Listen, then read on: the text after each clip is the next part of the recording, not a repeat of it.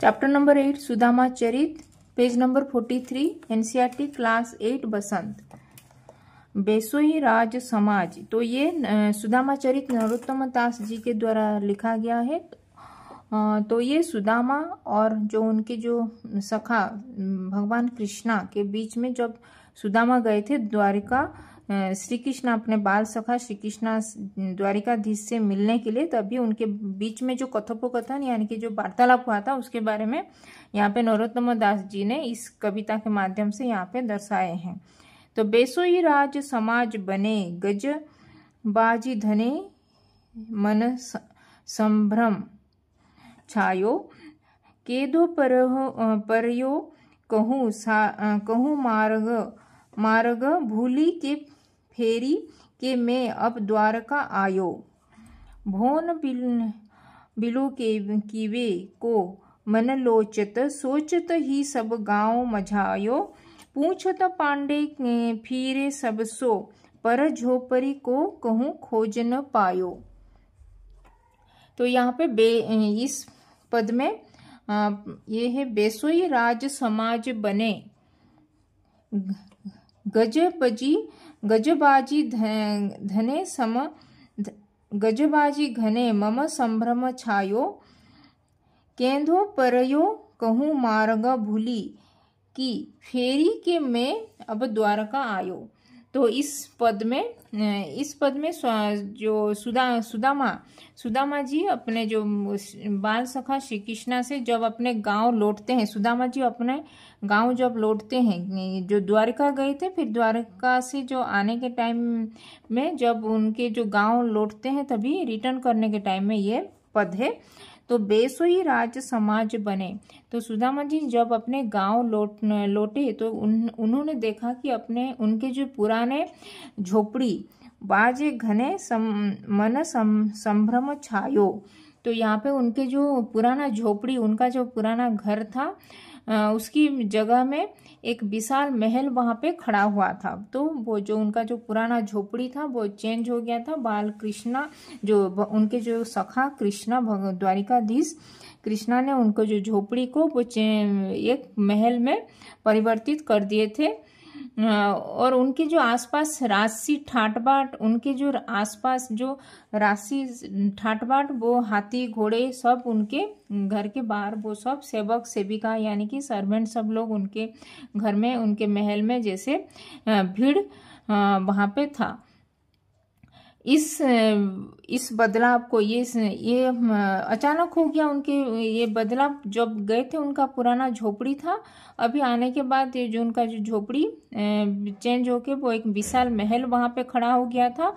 और उनके जो घर में राशि ठाट-बाट था, उनके जो पत्नी वो राशि पोशाक धारण किए थे, और उनके जो पुत्र सब लोग भी एक राजकुमार के भांति दिख रहे थे, और उनके राशि ठाट-बाट था, हाथी घोड़े थे, और सेवक सेविका उनके जो महल में सेवक सेविकाओं की भीड़ जमा हुए थे। तो इस अचानक बदलाव को देखकर सुदामा जी को भ्रम हो गया था, कहीं संभ्रम छायो, उनके मन में संभ्रम यानी कि भ्रम छाया हो गया था, भ्रम हो गया था कि उन्होंने सोचा कि क्या मैं सही जगह पर आया हूँ। केदो परयो कहूँ मार्ग भूली।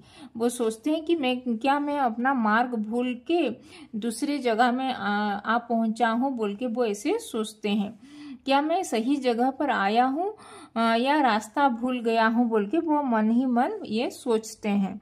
कि फेरी के मैं अब द्वारका आयो, कि कहीं मैं फिर से द्वारका तो नहीं लौट आया। इस अद्भुत परिवर्तन में वो अचंभित होके ये अपने मन में ये सोच रहे थे।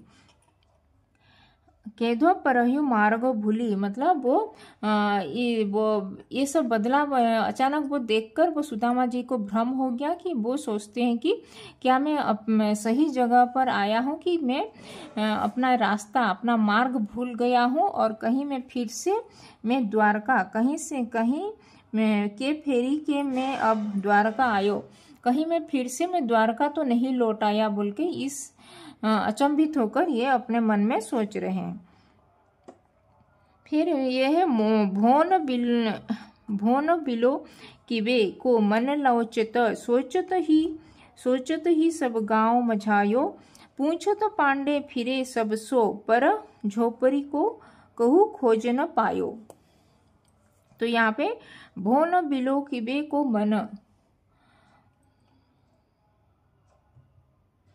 भोन बिलो किबे को मन लोचत सोचत ही सब गांव मझायो पूछत पांडे फिरे सब सो पर झोपड़ी को कहूँ खोज न पायो। तो यहाँ पे सुदामा जी अपने मन इस परिवर्तन को मन में सोच रहे थे। मन का इस परिवर्तन को देखकर वो अपने मन में सोचने लगे कि सब कैसे ये सब असंभव काम कैसे संभव हो गया। उनका झोपड़ी पहले था, अभी कैसे महल वहां पे खड़ा हुआ है। वह पूरे गांव को देखते हैं और अपने विचारों में डूबे रहते हैं। तभी भोन बिलो कि वो को मन लोचत, वो अपने मन में सोच रहे हैं कि कैसे ये असंभव काम ऐसे संभव हो गया। वो सोचते ही सब गांव मझायो, मतलब पूरे गांव को देखते हैं, सब गांव को देखते हैं और अपने मन में अपने विचारों में वो डूबे रहते हैं। वो सोचने लगे कि भगवान की लीला कितनी अद्भुत और अकल्पनीय है बोल के ये अपने मन में सोच रहे हैं। पूछत पांडे फिरे सब सो पर झोपड़ी को कहूँ खोज न पायो। सुदामा जी यहाँ पे अपने पुराने झोपड़ी को ढूंढने के लिए वो जो अपना जो पुराना घर झोपड़ी जो वो पहले जो गए थे द्वारका जाने से पहले जो अपना वो पुराना झोपड़ी था, अभी वहां पे महल खड़ा हो गया है। तो अपने वो पुराने झोपड़ी को ढूंढने के लिए इधर उधर वो पूछ रहे हैं सबसे और पंडितों से कि पंडितों यानी कि गांव के जो लोगों से वो पूछते हैं कि पता करते हैं कि लेकिन पता कर रहे हैं कि उनका जो झोपड़ी कहाँ है, लेकिन उन्हें अपनी झोपड़ी कहीं नहीं मिली थी क्योंकि वो पुराना झोपड़ी उनका अभी महल में परिवर्तित हो गया है। तो झोपड़ी तो नहीं मिलेगा। तो लेकिन उनका जो सबको पूछ रहे हैं कि मेरा झोपड़ी कहाँ है, लेकिन सभी गांव के सब लोग से वो पता कर रहे हैं कि अपने झोपड़ी के बारे में, लेकिन उन्हें अपनी झोपड़ी कहीं भी नहीं मिलती है। और उनकी जो दिनहीन जो झोपड़ी अब एक भव्य महल में, पहले जो झोपड़ी था अभी वो पुराना झोपड़ी अभी एक भव्य महल में बदल चुकी थी। और इस सब को देखकर वो इनको विश्वास हो गया कि भगवान श्री कृष्णा की कृपा के कारण ही ये सब संभव हो पाया है।